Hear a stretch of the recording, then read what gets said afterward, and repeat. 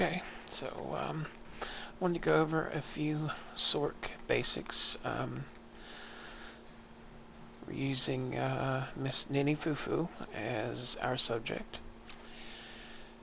We'll take a look at her stats and everything here. First off, you can see she's with our max stat food, which is the blue food that gives you increased health and magicka. She's setting on close to 42k max magicka, 2500 spell damage, 800 magicka recovery, which is relatively low, except she focuses a lot on heavy attacks, so that's enough recovery that we should never run out of magicka. Her spell resistance, 11k, 9k physical, which that will be buffed up with a couple of her skills here. Let me show you what they go up to. If you use Power Surge and Lightning Form, you can see her spell damage goes up to almost 3k. Spell resistance is almost 17k, and physical resistance almost 15k. So she gets quite a lot of spell resistance, physical resistance, and spell damage from her buffs. Her spell crit is also important. We're at 53%, which is high enough that we don't use the Thief to increase our crit chance. We're actually using the Shadow, since it's above 50%, to increase our critical damage. You should only use the Shadow, from what I hear, after update 21, if you can get your base critical chance above 49-50%, and if you can, then switch to the Shadow, which does increase damage when you're critical attacks. We have 64 points into magicka, and I'll start going over her skills here. The first skill we use is Daedric Tomb. It's found in the Dark Magic skill line. It's the very last skill you get. It's the morph of Daedric Mines, and does quite a bit of magic damage, and you get a small immobilization on the enemies. The main difference between this and the other morph is these mines actually allow you to place them wherever you would like. You drop them just like you would shards, on a Templar or Liquid Lightning. But the other morph, when it's maxed out, places 5 mines around the caster. But for PvE purposes, this would be the morph that we use. Okay, the next skill I use is Bound Aegis, and this must be on both bars, so that sort of limits you on the amount of skills you can have, but this build is focused mainly on simplicity, so really the more passive abilities we have and the less active skills we use makes your rotations that much easier. And we don't actually use this actively. It's just solely for the passive magic increase. It gives us an 8% increase to our magic pool just by having it slotted, and an increase to our spell and physical resistance. If you do accidentally happen to use it in your rotation, it doesn't hurt anything. It just increases your block mitigation by 36% for 3 seconds. Looks like this. So, that definitely doesn't hurt anything. Our next skill that we use is is our Execute, and it's the first skill that you get in the Storm Calling skill line. It's the morph of Mage's Fury, called Mage's Wrath, and it does a little bit of shock damage to begin with, but if the enemy falls to or below 20% of health within 4 seconds of being hit with this, there's a secondary explosion that deals 12,000 shock damage, and actually does damage to any other nearby enemy. So, and it looks like this. It just looks like a lightning bolt. And you can see by itself it doesn't do a lot of damage, but on low health enemies, you know, just weaving a couple light attacks and this skill will kill just about any of the lower health enemies you'd find in dells and dungeons. Okay, the next skill we're using is Hardened Ward. It is the morph of Conjured Ward, and it's our main shield that keeps us alive, you know, in harder content for you know, group dungeons, world bosses, that type of thing. And if you happen to use pets, it also grants a shield to your pets. So this morph absorbs 20% more damage than Conjured Ward, and since the last update a time or two ago, you know, all shields got capped at a percentage of your health. So, but it looks like this. You can see the nice little pink on our bar there, showing our shield, and it's still quite a strong shield to use. So, I definitely recommend keeping that up.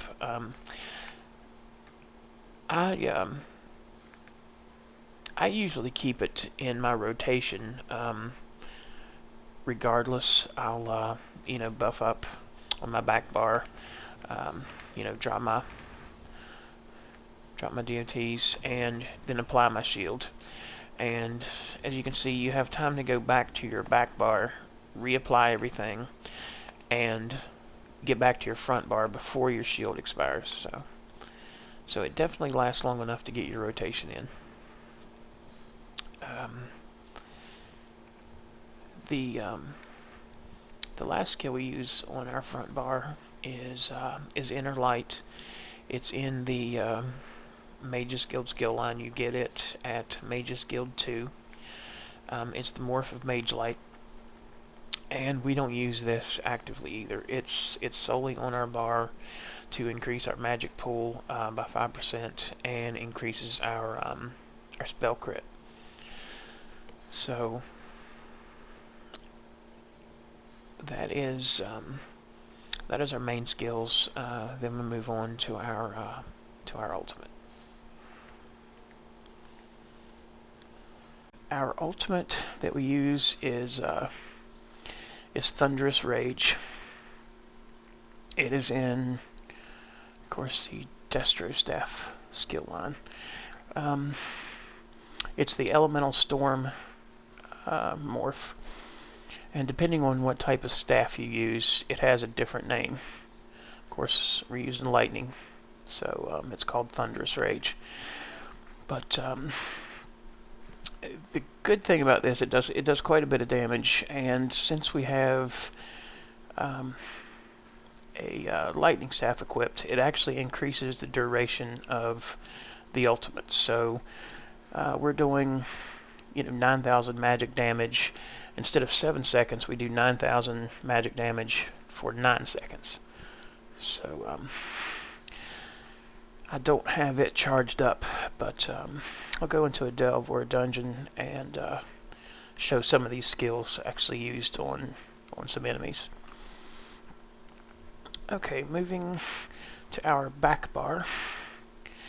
The first skill I have on my back bar is Elemental Blockade. Of course, it's the Wall of Elements morph, and I'm sure everyone is familiar with that one. The one thing that really helps us using a lightning staff is it sets enemies off balance, which really sets up your player to be able to do a lot more damage if they're attacking off-balanced enemies. Let's see if we can't get the off-balance status going here. Yep, see, immediately it shows off-balanced. So it's really important to keep this down on the ground at all times. But that's what it looks like. And the next skill we use is actually our main heal.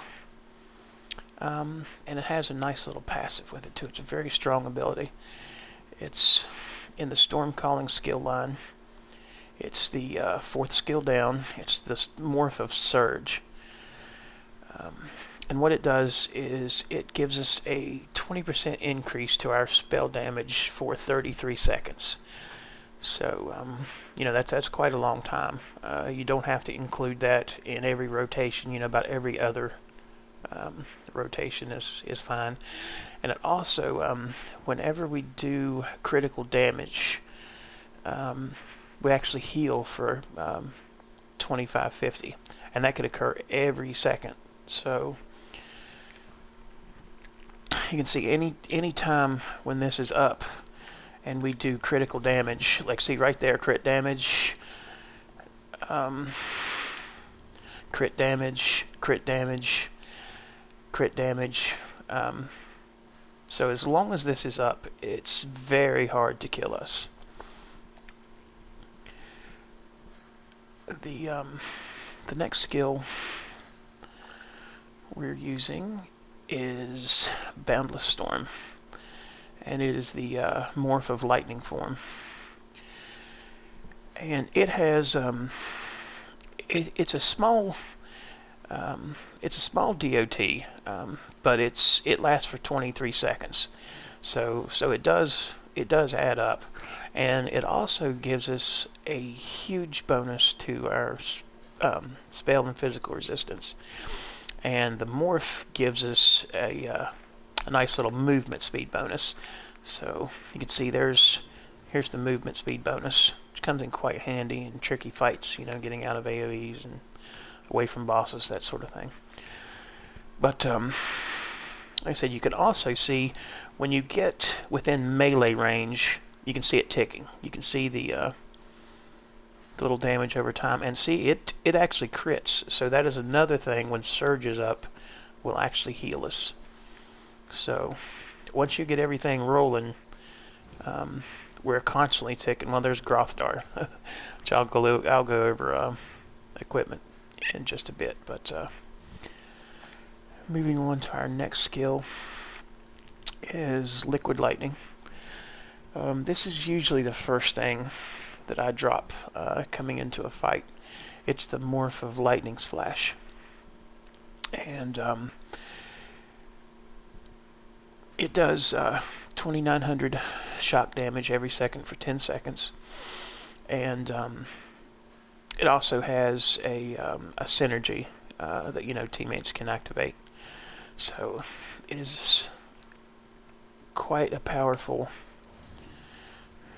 DOT, and you can see it causes crit damage, which heals us if Surge is active. So, and the length of time, as you can see, this lasts for 10 seconds, and Blockade lasts for 8. That's usually why I apply that first, then Blockade. Then I'll switch bars, go through my rotation, and then come back, and they're usually both running out around the same time. So, and the other skill, of course, is the Bound Aegis. You know, like I said, I have it on both bars to get the extra 8% max magicka and the increased spell and physical resistance.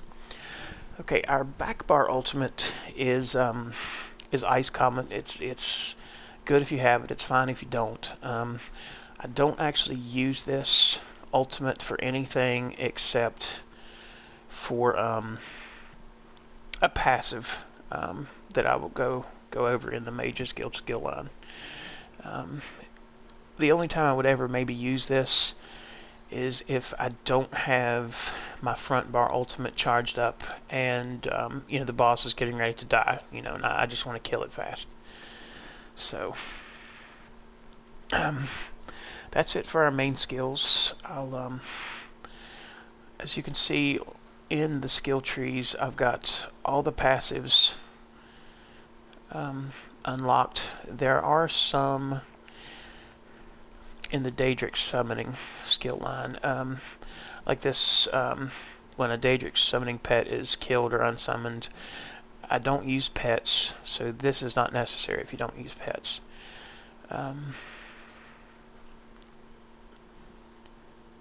And this increases your max health if you have a summoning pet active. So expert summoner and rebate you really don't have to have if you're low on skill points. But I would recommend getting the rest of these. This reduces the magic cost of your abilities. This will heal you whenever you use a dark magic ability. This reduces the cost of magic and stam abilities. Of course, we're not a stam sorc, so magic is about the only thing we look at. And this increases your spell crit, which is really important. I'll go over spell crit and spell damage shortly. This increases your max recovery.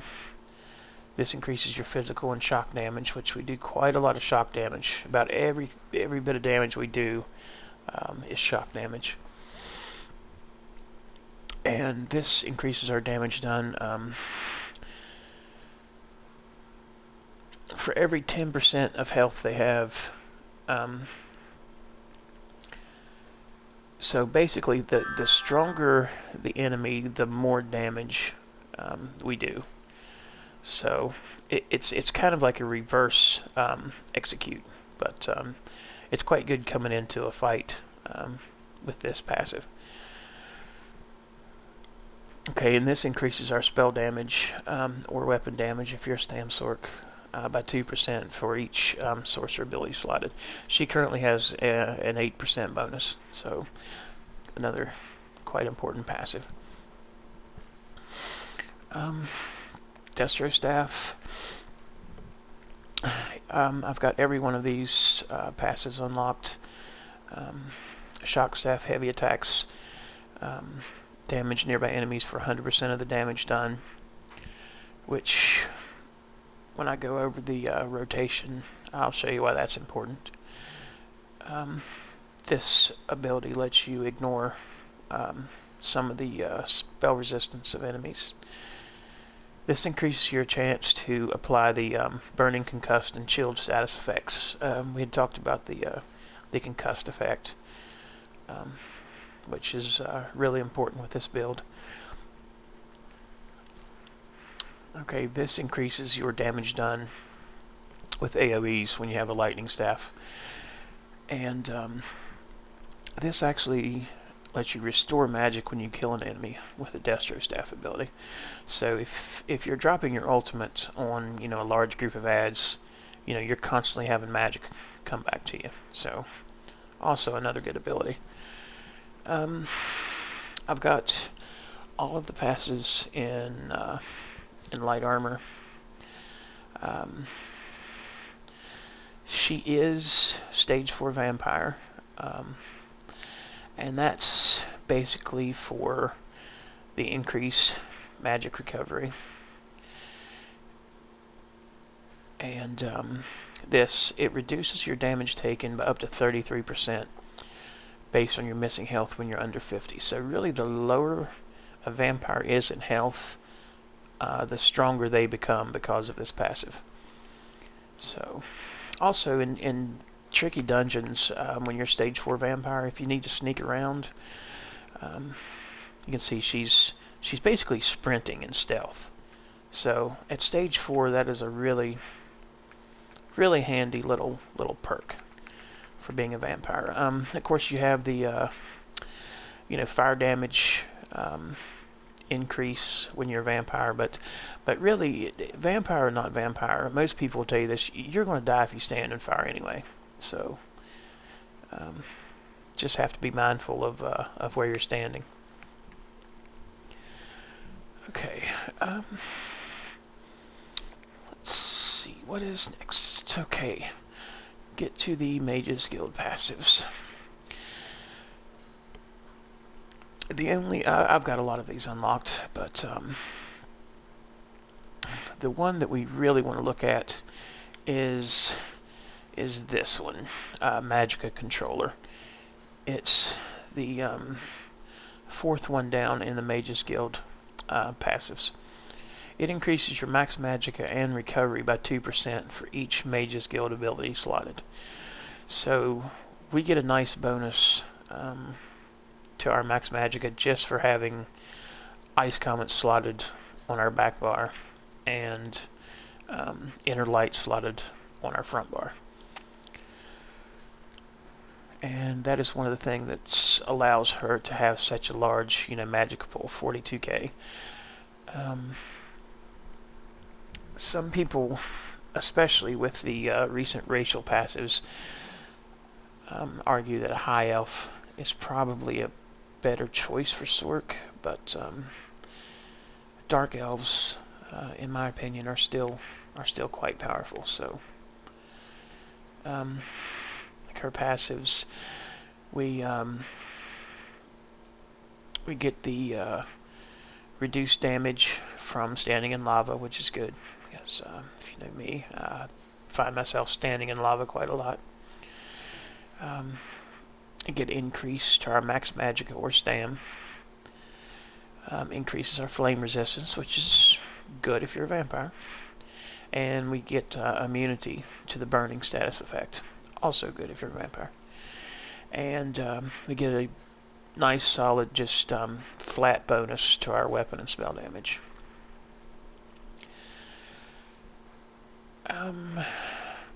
That should do it for most of our skills and passives. I will try to go find some enemies and demonstrate some of these skills in a real world environment. So talk to you soon. I also wanted to show a quick demonstration of my rotation, just to show how simple it can be. I don't light attack weave as well as I should, but with this build it's not as much of a problem. Normally I would have hardened ward where elemental drain is, but with the target dummy it's not as much of a problem. So coming into a fight, the first thing I would do would be to always buff up with Power Surge and Lightning Form, and then drop Liquid Lightning, drop Elemental Blockade, switch to my front bar, throw down Mines, do a heavy attack, throw down Mines, follow up with a heavy attack, swap bars. I would check to see if Power Surge or Lightning Form would need to be reapplied, and reapply those, and just repeat. Blockade, Liquid Lightning, there's Grothdar, throw down Mines, heavy attack, throw down Mines, heavy attack, switch bars,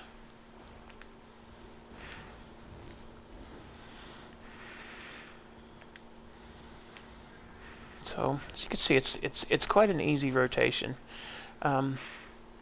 but she is a melee ranged Sorc. So, you know, you have to be close in their face, which I'm sure won't be a problem. And I can go ahead and finish him off and show you what kind of numbers she's capable of.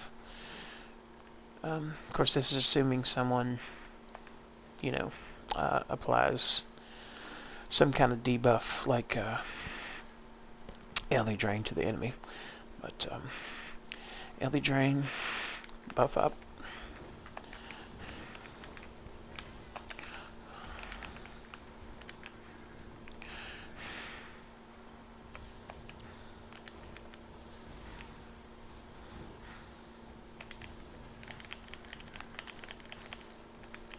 Once it gets below 20%, you know, it's good to start using your execute.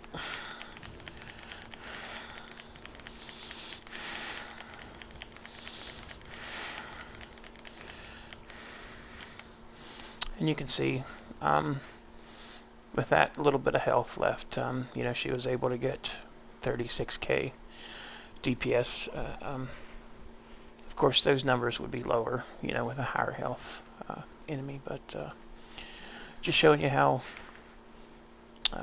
easy it is to get higher numbers with an easy rotation with this build. I can go over her setup as far as gear just real fast. Of course, there are a lot of good options, you know, for Sorcs. She has Maelstrom Staff, which it's infused to do increased shock damage, and the reason we run Maelstrom Staff on one bar is it increases the damage done with your light and heavy attacks while they're in your wall of elements. So that is another important reason why we keep elemental blockade up at all times. The first set we're using is Undaunted Infiltrator, which before Somerset wasn't a good choice, but since jewelry crafting was introduced and we can change traits on jewelry now, we don't have to worry about getting the medium body pieces. We can just get the weapon and jewelry pieces and transmute those. So her staff is precise with a weapon damage enchant. You can see this set does. I'm on the back bar, so it doesn't show the 5 traits, but adds max magicka, weapon crit, and when you use an ability that costs magicka, which is everything we use, your light attacks deal an additional 747 damage, and heavy attacks deal an additional 1120 damage for 10 seconds. So you can really see the focus on light and heavy attacks with this build. The monster set we're using is Grothdar. You know, it's a melee range set, and because we're a melee range character, so, and that adds max magicka and a 10% chance to create lava pools that swirl around us, dealing 2302 flame damage to all enemies within 8 meters of us every second for 5 seconds, and it has a 10-second cooldown.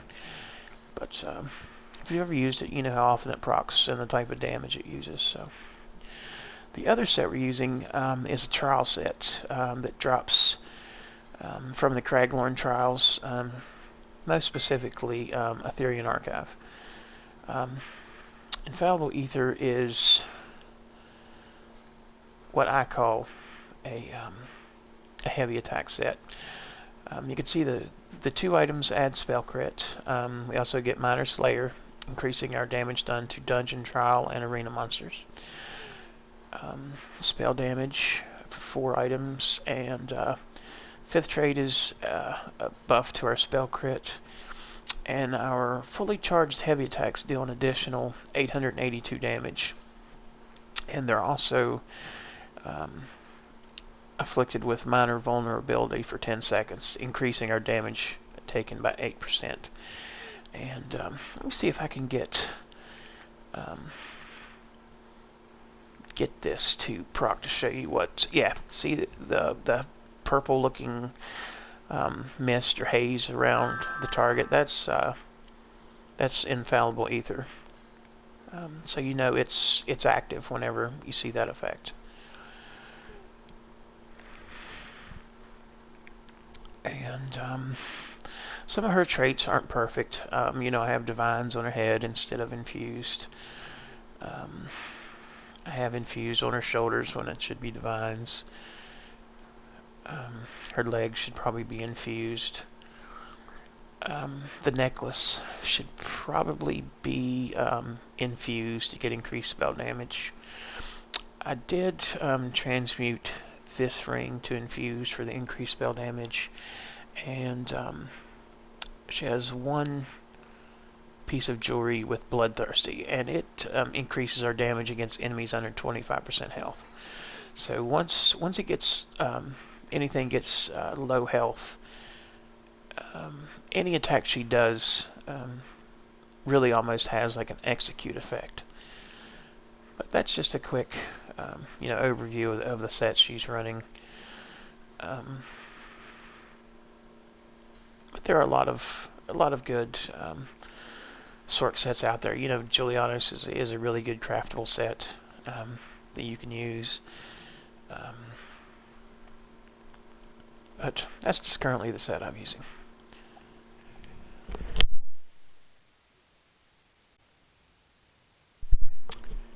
Okay, let's see if I can demonstrate some of her abilities and show you what they actually do on enemies. First I'll show you is the Daedric Mines, and let's see if we can. I like to position myself where the enemies cross as many of the mines as possible for increased damage. So let's taunt this thing and see what kind of damage we get. Okay, you can see they do quite a bit of damage.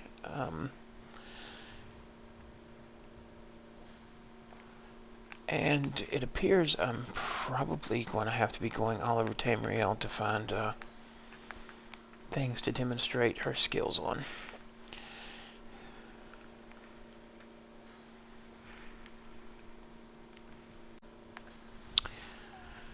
Okay, so here's a Nyx Hound, very low health.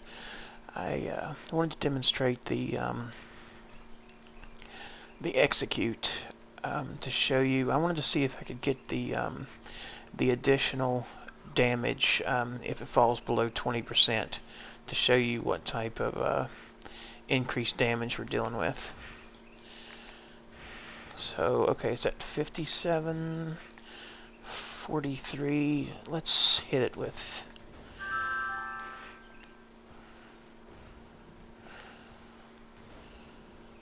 Okay. Well, it looks like the last one just finished him off instead, so let's see if we can't find another willing victim here.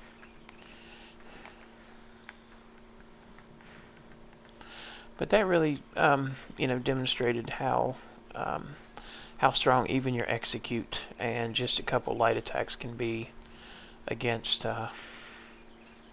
ads. So.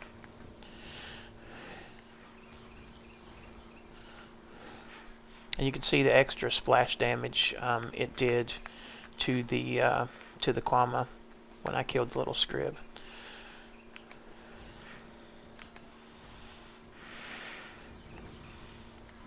Okay, well, Grothdar got him. Dadgum.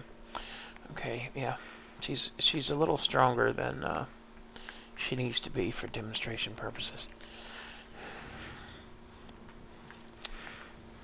See if I can't get that. Yeah, did you see that secondary pop right there? I only hit it once with my execute, but because the health dropped below 20%, it had a secondary explosion.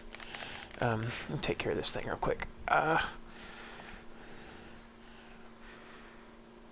just showing you this to remind you. Yes, if If the enemy falls to or below 20% within 4 seconds of being struck, an explosion deals an additional, well, might as well say 12,000 shock damage.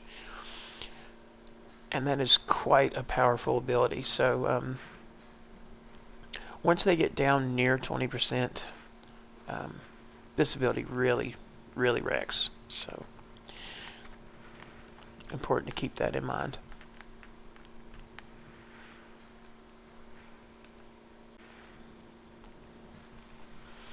Okay, let's demonstrate a couple of these AoEs on our back bar.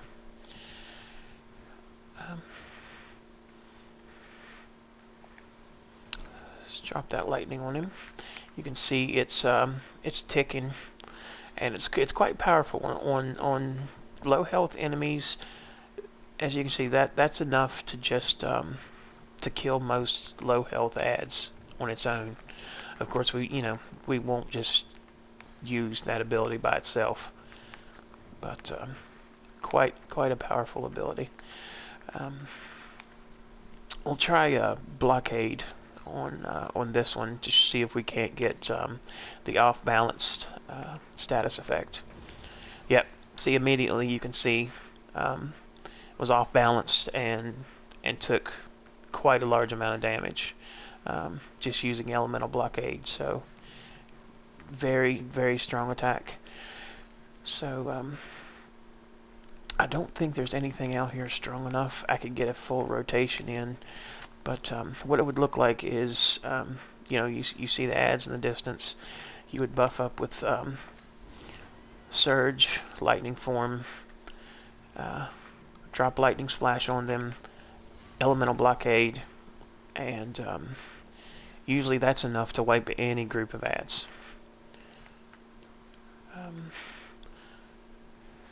Once again, Lightning Splash, Blockade. I usually would immediately switch over and throw mines, and that would definitely finish off anything. But that's the basics of her skills. I said with things like Inner Light and Bound Aegis, there aren't really a lot of skills that we use, or well, as you can see, you don't really need to implement a lot with the amount of damage that she does. So really a good sort of easy or like beginner Sorc type of build to use. I solo normal content with her all the time. You can farm dungeons by yourself with her. She's really a fun build. I'll go find a world boss to pick on and give you a little bit better idea of our rotation and our shield use when you're fighting stronger enemies. Okay, here we are at Mr. Short Tusk. Not the hardest world boss, but probably as much as I can handle and talk about it at the same time. So, like I said, the first thing I would do going into any fight would be to buff up with Surge, Lightning Form, then drop Liquid Lightning, Blockade, apply your shield, light a heavy attack, throw down mines, apply your shield as necessary. That's just in my rotation, but a dead Sorc does 0 DPS, so very important to keep that up. Important to keep Surge up as well, because that's our heal anytime we do critical damage. So, I need to stop talking and start doing something here. Okay, you can see how quick our health came back up when we do critical damage. So, like I said, be sure to keep Surge up at all times. Keep your shield applied as necessary. But I'm just really kiting him around, applying my buffs and my shield, and throwing down mines and letting him walk into them. You know, it's not a hard rotation. With a little bit of practice, you know, anybody can get this. I've noticed with update 21, those skills don't seem to be going off, and sometimes my light attacks don't really work. So with all this lightning, sometimes it's hard to make sure your skills are going off. Oh, didn't swap bars.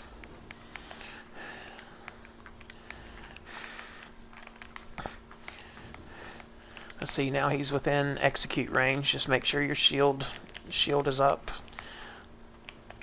Start using Mage's Wrath as often as you can. And there we go. So get that little runestone. I couldn't help myself. But you can see she's quite a good build to do solo content with, and very valuable, you know, as a group to add survivability and quite a lot of DPS, you know, to a group. So if you have any other questions, you know, feel free to ask. But that's the basics of Nini Fufu.